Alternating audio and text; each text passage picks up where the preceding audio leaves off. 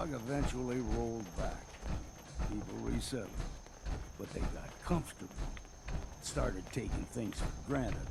Folk got short memories. All this has happened before.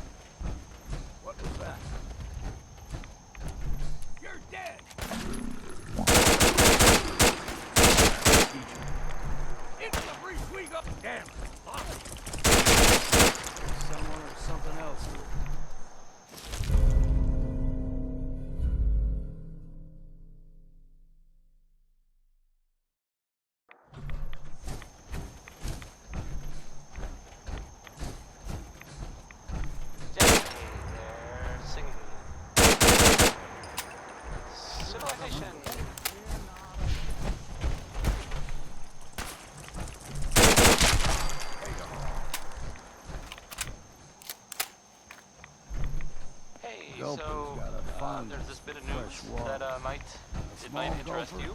If not, hang on a minute and I'll go back to now the the music big one. that we usually play. They can grow 2-3 times the size of them.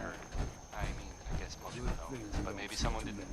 That the Green Tech building, where the mercenaries live.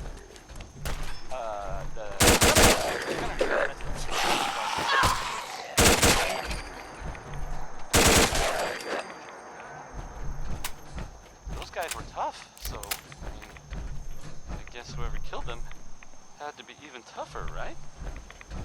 And there's I don't even know if this is true or not, but there's this rumor that maybe the Institute was involved. But that's just what I heard. I don't know if that's true or not. Probably not. Hold there. Right.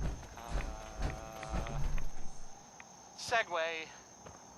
Back to the Stringing music. one more soul to their damnation, old man? Well, what have we here? Another rad worshipping lunatic. That's what. Your barbs do not harm me.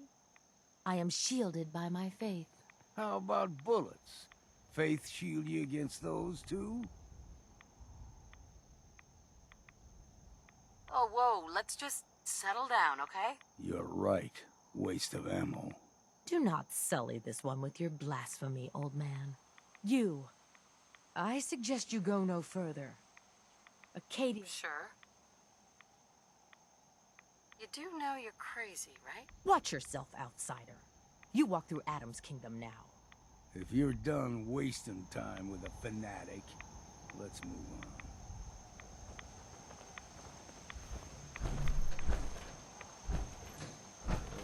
Here's clean. No fog. Acadia's not too far now.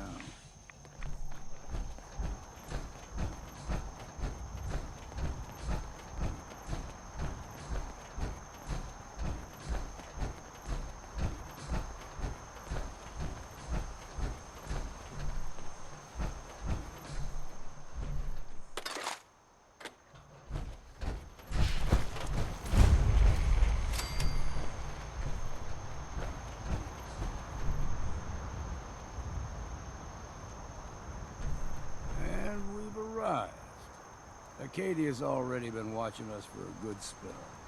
If you want to talk with them, just go inside. They'll be waiting for you. You need my help again, you come see me. Got a cabin just outside of Far Harbor. Good place to tool up your gear, get some rest, or get stinking drunk. Just make sure if you're bringing a bottle of something strong, there's enough to share.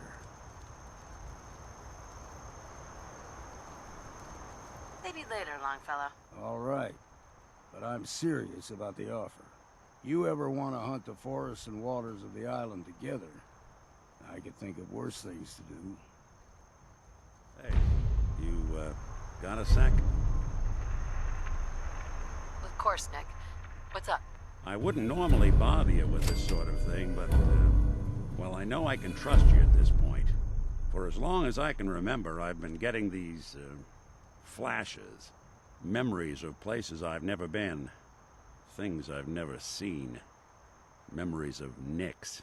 They're not bad, they're just this inescapable reminder that I'm not the person I think I am.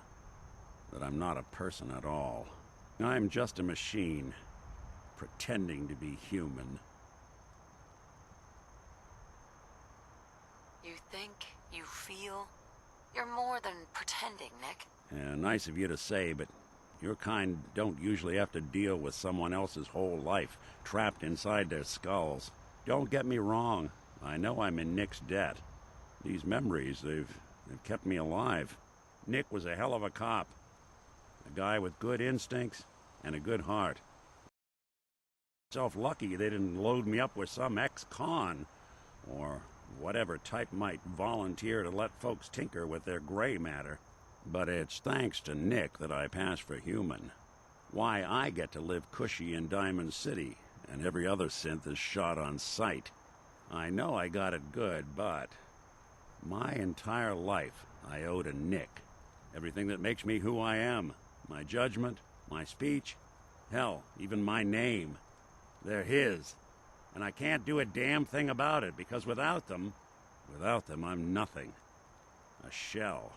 All I want is a life where I have something I can call my own. We could give you a new name. Would that help? I got it. Crumblebot 3000.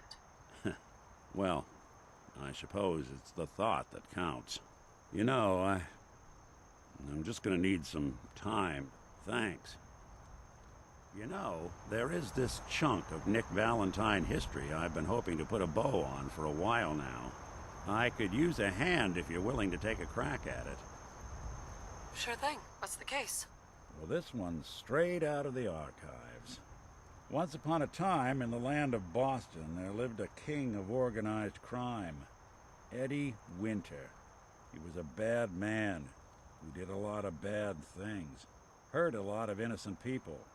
But he knew the end was coming. So he sealed himself inside a personal shelter, located underneath a sub shop he used as a headquarters. Eddie Winter was from my time. Real scumbag. The story gets even more twisted. The arrogant bastard wanted to cheat death, live forever, so he could come out of that shelter someday into this brave new world. Sound familiar? Only Eddie didn't want to be a frozen banana. No cryo sleep for him, no. He invested his money in some sick, crazy radiation experiment. Well, Nick, you can't be saying what I think you're saying. Oh, I'm saying it all right. Eddie Winter went and turned himself into a ghoul 200 years before it was hell, he was probably the first one. And I'm convinced that he's still locked inside that shelter. Safe and sound. Ready to come out and begin his evil reign all over again. I'm gonna find him and kill him, so that never happened. All right, Nick. Good. Now, I know where Winter's vault is, but the door is sealed. Back in the day, he recorded 10 holotapes, incriminating different criminals. We find all of those holotapes, we get all the numbers. I've been putting together a file on this one for a while now, including one of Winter's.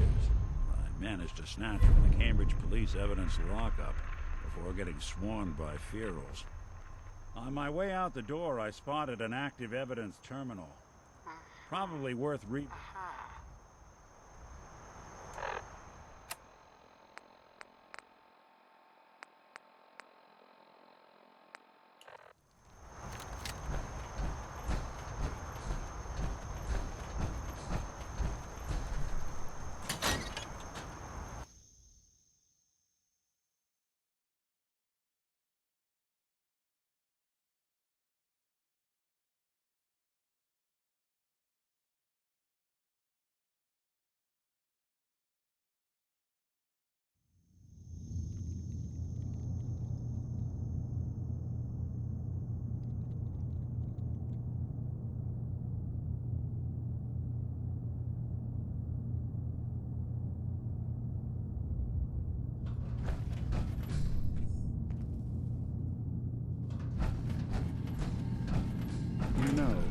When I first climbed this mountain above the fog, I thought to myself, now here is a metaphor worth taking in. You've entered a place of clarity, understanding, peace. While you're here in Acadia, Synthkind welcomes you as long as you welcome us.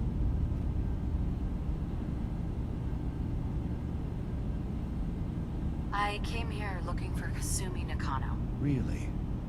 I'm impressed. Few would brave the kind of journey you've had for the sake of someone else. Kasumi is here. She's safe and unharmed, and you're free to see her. You, though, tell me, do you think Kasumi is a synth? We're not answering any more questions until you play straight with us. Just who the hell are you, really? There's only one synth with that kind of face and a mind of his own. And I only see him when I look in a mirror. Nick. It can't be you. Don't give me that. What are you trying to pull? I've never seen you before in my life. Please, if you're willing to give me a chance, I can explain. All right, Dima. We'll humor you. Keep talking. This all started over a century ago, when we were first created. We were prototypes, Nick. The first synths capable of independent thinking and judgment. Keep talking. One of the Institute's experiments had to do with how our brains could process personality. If we could handle individualized feelings and behaviors, I was allowed to develop mine based on experience. But with you, they wanted to try transferring an entire personality into you. It took several attempts before the personality imprint worked. I saw you wake up not knowing who or what you were so many times. I couldn't let them do it to you anymore. We were the only two prototypes they made. I literally saw myself in you. You were my brother, Nick. I helped you escape the Institute. We left together. If I were your brother, I'd remember. That's where you'd be wrong. This happened over a century ago. There's only so much memory that can fit into the prototype brains we have. Ah, I've heard enough. I think you and I need to talk about this. Maybe not now, though. We'll talk later. This is a lot to take in. Nick, I don't need you to believe me. I'm just glad to see you again. Whenever you're ready, I'll be here. Now, about young Kasumi. It's important that you understand exactly why she's here. I asked you before if you think she's really a synth.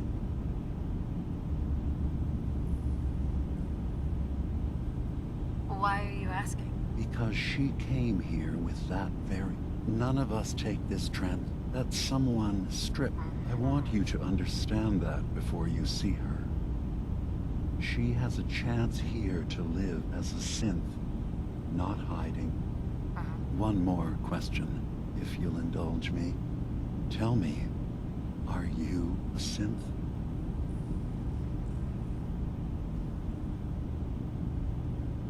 I'm a human being, not a synth. Are you sure?